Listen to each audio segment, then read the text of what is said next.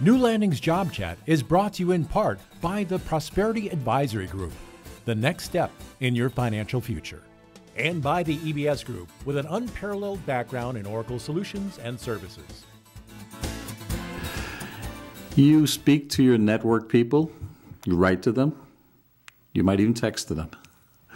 But what other strategies could you use to approach them? You'll find out about some of those today on Job Chat. Our guest is Denise Mills. Welcome, Denise. Thank you, Hector. Great to be here. Denise Mills is a worldwide speaker, facilitator, coach, and trainer. She is the founder and chief mindset officer of LeaderFuelNow and founder of 6 Degrees Solutions. In the past, she has founded 26 businesses of over $60 million, as well as coaching over 800 startup businesses. She has been honored as one of the 50 most influential women in the Kansas City area, as well as being recognized by the Kansas City Business Journal as one of the women who mean business. Welcome, welcome. Thank you. Let's talk about strategies. I'm sure that there are a number of strategies, but where do you want to start talking about? Well, let's start with how about some foundational principles of networking, and then we'll move into some of the strategies. So first of all those different things that you said about me in the introduction, everything that I've experienced is as a result of my network. People introduce me to business opportunities. They introduce me to people that I can help. And all of that is through networking. So the basic principles of networking are just simply, I define it as friends helping friends. So that's the simplest place to start is your friends do want to help you. So allow them to help by asking them for a specific kind of help. The more specific, the better. Mm-hmm. So friends helping friends. The second thing is that relationships take time. So if you're just starting your so-called networking and you go to a lot of different events and you meet a lot of people, while that's called networking, those aren't yet relationships, and those relationships have different, what I call permission settings. We don't have permission to ask someone that we just met to introduce me to the most powerful, influential person that you know. Thank you very much. Because it's a reflection on that person as to who they introduce you to as well. So networking and relationships are key, and relationships take time and require sincerity. So we're going to talk during this program about different kinds of strategies, and I think it's important to get that foundation of all of these different strategies happened with the foundation of a relationship. They are all truthful, honest, and sincere, which is very important. Probably the simplest, I'm going to call them techniques or tactics of networking, is just simply honesty and being honest, but also using your manners. And so manners are just simply the saying please and thank you, for writing thank you notes, for developing that relationship. Those are just really basic kinds of things. Then we can talk about the different strategies, because the strategies then go from there once those foundational principles are in place. So there are methods to use within those networking relationships. That's right. So I'll give you a couple of examples. And all of these different examples have happened to me, and then I started noticing how they work and how they can help others. And that's how I put a lot of these different strategies together. So the first strategy I call circle the wagons. This is a great strategy for both business development, and it's also a great strategy for something in career transition or seeking a job, even if you're not transitioning, but you're just looking for something new. So circle the wagons simply is the concept that in the center is a goal. It might be a new job or a new client. And then the people around that goal all poke at it and circle around it and share different facets to make you look good to the goal. So here was my example. I had sold a business, and it was in the paper that I'd sold this business. So naturally, my phone started ringing with a lot of financial planners. It appeared that because I sold this business that I must have all this money to invest, and they wanted to do business with me. Well, there was one financial planner in particular who happened to call at that same time. I don't know if he saw the article or if it was just coincidental that he called at that same time. But I really didn't have a lot of motivation to call him back because he was on my voicemail with 20 others, and there was nothing to distinguish him from anybody else. But the day after I got the voicemail, a friend of mine who he had talked to had said to me, "Hey, have you called him back yet? He left you a message, and I think you'd really like to meet him. He's a great guy, and you guys have a lot in common." It wasn't about doing business. It was about who he was, not what he did, and not what his profession was. So that intrigued me a little bit. I still did not return the call for whatever reason. A couple of days went by. I went to a networking event, and I had two separate friends at the networking event approach me and say, "Hey, have you called him back yet? He's trying to reach you. You would love meeting him, and we told him to call you." So suddenly now I've got friends all around me, circling me, poking at me, all saying, "Call him back. You'll really want to have the conversation." And that's what I mean by circling the wagons. I do that when I have a particular client or at that point they'd be a prospect, and I want to get information about them. I have a lot of different people within my network poke at them from a lot of different directions, dropping my name, or talking about, giving us a testimonial, or talking about work that we had recently done for them. The more that they hear our name at the time that they're making a decision to hire us, the more likely they are to choose us, because it sounds like everybody knows us. Everybody's talking about us in a favorable way, and we've set ourselves up for a very good position to be chosen for that project, versus if we were just another person in their list. That's circling the wagons. And it sounds to me like there were people that you shared in your networks, because the people that were coming to you were people that were part of his network that are part of your network. Absolutely. So there's a lot of overlap, and something like LinkedIn is a great tool for that. LinkedIn is a tool that you don't always know who knows who within your network. But you'd be surprised on LinkedIn where you just do a little investigating, and you can see that, oh my gosh, one of my closest friends knows this person who is a decision maker for whatever I'm seeking, whether it's a job or from a business development standpoint. And they can probably put a good word in for me. But it still goes back to, they can put a good word in for me if they can speak to what I do, or speak to what my profession is and what my talents are. I've got to make it easy for them to make the introduction for me or to me. So that also is important, because what they say about me, it would be ideal if I scripted it for them to some degree so that they said what I wanted them to say that fits the situation. That's all my responsibility. And how about recommendations in LinkedIn? Recommendations are huge in LinkedIn, because a lot of times, even before I'm circling the wagons, that person who I may be interviewing with, again, whether it's career transition or for business development, they've probably already checked me out on LinkedIn to see who's saying what about me in the recommendations. So recommendations are key. And the more varied they are, the better. They're not all saying the same thing about you. They're saying a lot of different types of experiences. They can speak to your character, but they can speak to how organized you are. They can speak to how much initiative you take. All those different facets are important. And I see it as a great resource and research tool, where you can start looking to see who knows who, and you can start connecting the dots. Absolutely. And sometimes that person that you know, for example, let's say I knew someone at a large organization, but they're not the hiring manager, they're not the decision maker of the position I'm seeking. But I have people in my network who are employed by that organization.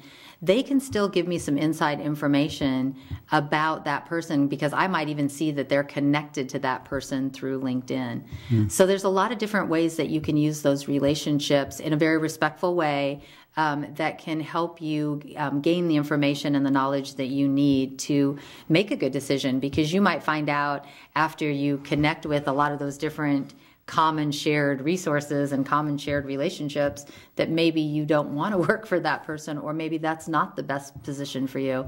That's still a good information and a good way to use LinkedIn.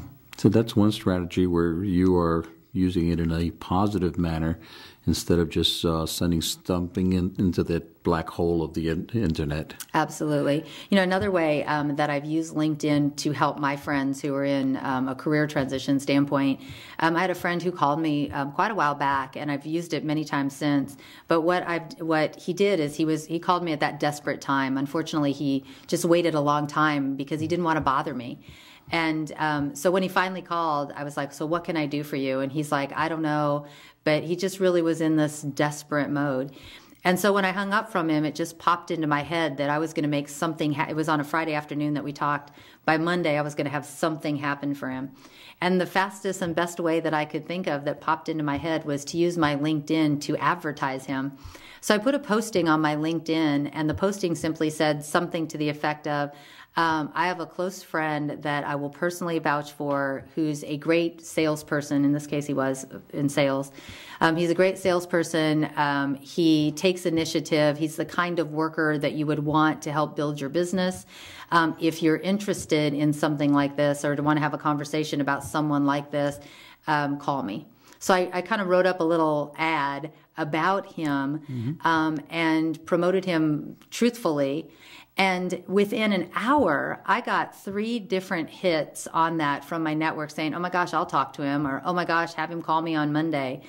By Monday, I had 3 interviews set up for him. By the end of the day Monday, I think on Monday, as a result of all those different connections on LinkedIn and all the responses to what I had posted about him, he had 5 interviews on Monday. At the end of the day Monday, he had 3 job offers, and at the end of the day, he calls me, and he was trying to decide which one to take. So it went from desperation on Friday to me being able to help a friend and to truthfully promote him for what I knew that he could do well, to my network. And several people stepped forward and said, that sounds like the kind of position we would want, or kind of person we would want in our company. And it's also a great example of when they say a lot of positions aren't posted. All of those positions, with the exception of 1, 4 out of the 5 were position. They were not posted positions. The business or the business owner had thought about expanding their business, but just hadn't gotten around to the posting and hadn't gotten around to deciding what that position was. But my little ad, 4 or 5 sentences, was just enough for them to go, hey, I'll have that conversation. We'll create a position if he's the right fit. That's fantastic. That's a great tool. But again, that's something that you have to coach the people that will vouch for you on their LinkedIn, that you have to coach them on what they can say about you, because they want to say the right thing. So it helped. In this case, it was easy for me to say things. I knew this gentleman very, very well. But in some cases, our friends might need some help with that, and that we need to be prepared to help them in that way as well. That's fantastic. Buddy system. So the buddy system. Networking is something that a lot of people are uncomfortable with. And so a lot of times I tell them to go to networking events with a buddy.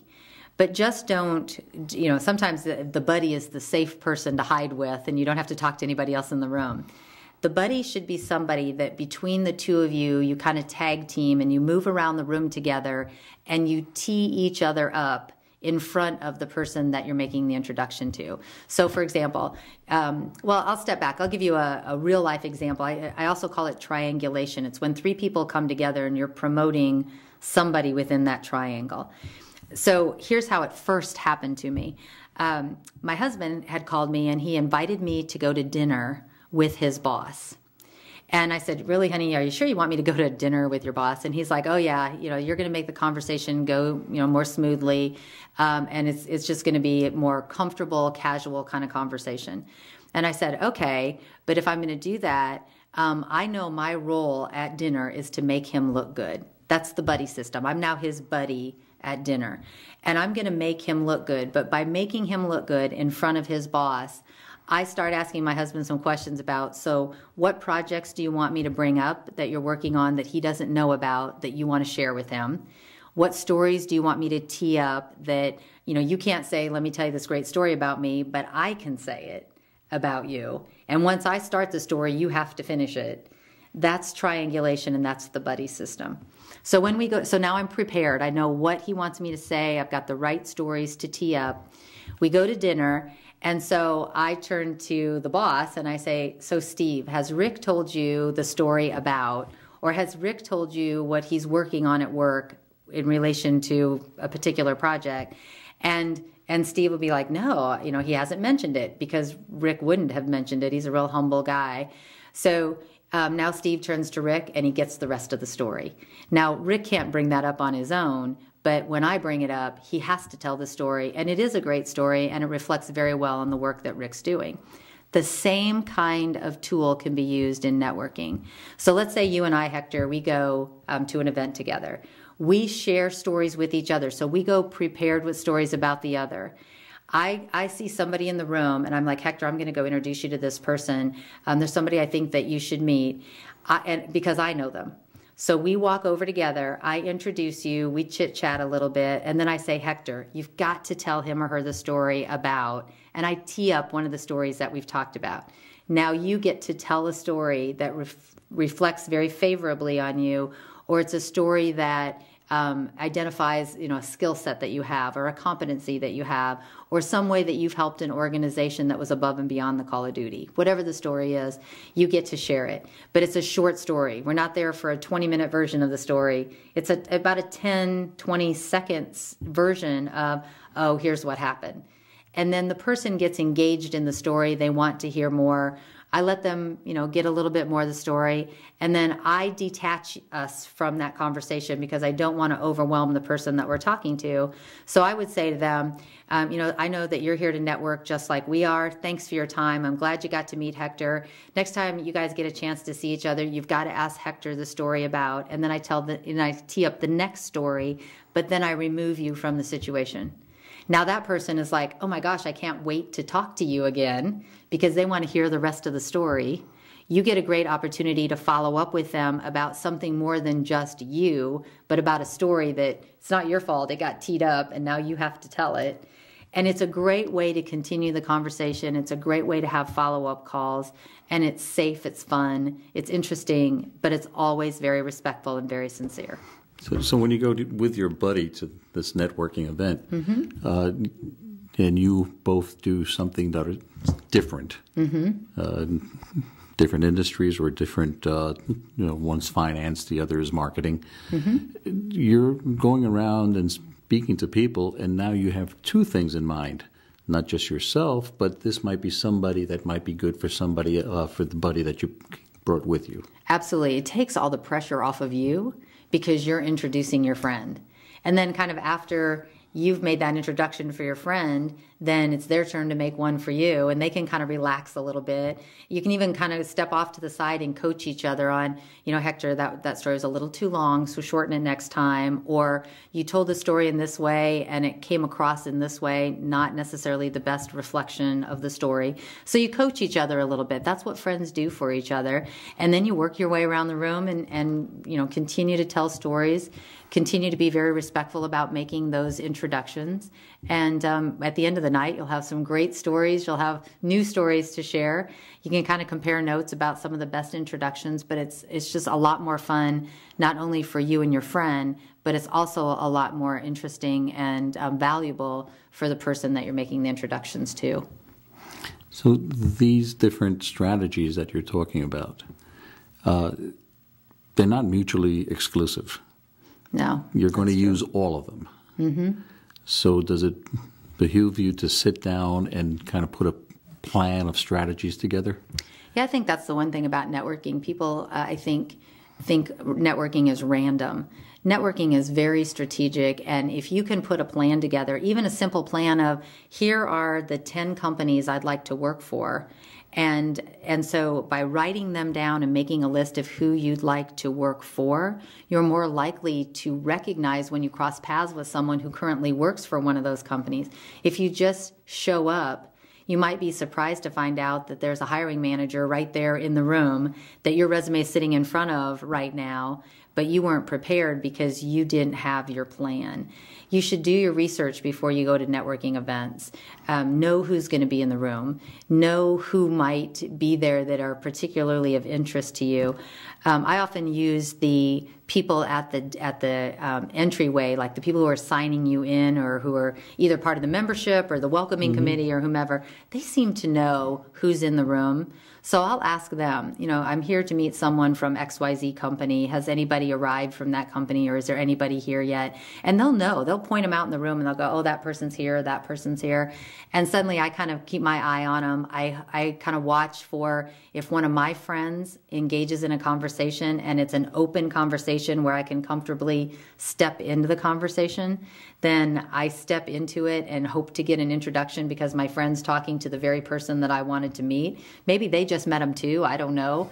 But it gives us a chance and it's more purposeful so that at the end of the evening, I don't walk away and go, well, I didn't get anything out of that. If I didn't get anything out of a networking event, any event with another group of people in the room, then I didn't do what I needed to do to make it worth my time. It's not the event's fault. It's not the event planner's fault. It's my fault. And there's a crossover on these strategies because if you go into LinkedIn and you look up a company and you get some names of people from that company, you're going then to an event where you expect that company to be. You now have information that you can talk about, and you can tell your buddy, these are the people I'm looking to meet today. So if you run across them. That's right. And LinkedIn can also help you with your follow-up. So I meet you. I wasn't necessarily expecting to meet you at the event. And then I go look you up on LinkedIn and I find out we have a mutual friend. I can call my mutual friend and say, hey, I met Hector last night. What a great conversation we had and how interesting that was. And then that friend most likely will circle around to you and say, hey, I'm so glad that you met Denise, and probably have something good to say about me. And it turns the whole conversation now into a relationship rather than just another introduction. What about old friends, people that you worked with in the past or that you knew in the past that you've not kept up with up to this point? I often get the question of, when is it too late to call someone, or what if I haven't talked to someone for several years? I'm sure every person is different, but overall, I think that when you call an old friend, somebody you haven't talked to or worked with for a couple of years, and just go, hey, I was just checking in, how you doing, what's new, that you don't necessarily call with something in mind, but just to reconnect. I think it's a very welcome call. Often that they're excited to hear from you, they're excited to catch up with you, just like you're excited to catch up with them. It also kind of goes back to the permission settings. When do when you call and ask that person for help, it depends on the relationship that you have. The better the relationship that you have with that person, the higher the permission you have to ask. We worked together for 10 years. We haven't talked for 2 years. But when we talk, 2 years later, it's like we haven't missed a beat. Then I probably have permission to ask you, hey, Hector, I don't know if you know this, but I'm building my business or I'm in career transition. I could use some help, and you'd help me out in a heartbeat. It all depends on the relationship that we had in the beginning. And again, LinkedIn is a perfect place where you can use that to make that connection again. I was looking through LinkedIn. I saw your name. Absolutely. Absolutely. LinkedIn has just really become a great tool. I think the thing that we have to be careful of with LinkedIn is not to make too many assumptions. A lot of people use LinkedIn in a lot of different ways. And one way, for example, is I get a lot of people who, because I'm your friend, for example, request to be linked into me, but I don't know them. So some people will accept those requests. I don't. The people that are in my LinkedIn, I know. And that was from the very beginning. But a lot of people will just collect names, anybody who asked to be linked into them. And the challenge with that just simply is I can't tell if you actually know them or if they know someone who knows you. So it kind of really starts with, hey, I see you know this person. How do you know them? And sometimes you'll find out that they don't know them at all. And sometimes you'll find out that they're just simply an acquaintance. And sometimes you'll find out that they're a brother-in-law, best friend, neighbor, or family member. And there's a great opportunity to have a great connection. So you never really know. Well, I think it was a brilliant strategy on our part to have you here with us. Thank you very much. It's always a delight. If someone wanted to reach you for further information or for advice, where could they reach you? So the best place to reach me would be at my office, which is LeaderFuelNow, and my email address is denise.mills@leaderfuelnow.com. Thank you, Denise. You can hear more advice and information on other job chat programs with Denise and other experts that we have on www.newlandingsjobchat.org. Or you can go to YouTube and search for Job Chat. Until next time, may your days be full of health, happiness, and success. That was not 10, that was 3. Well, 10 means just shuffle around until he gets the... Till he can do the cut. Yep.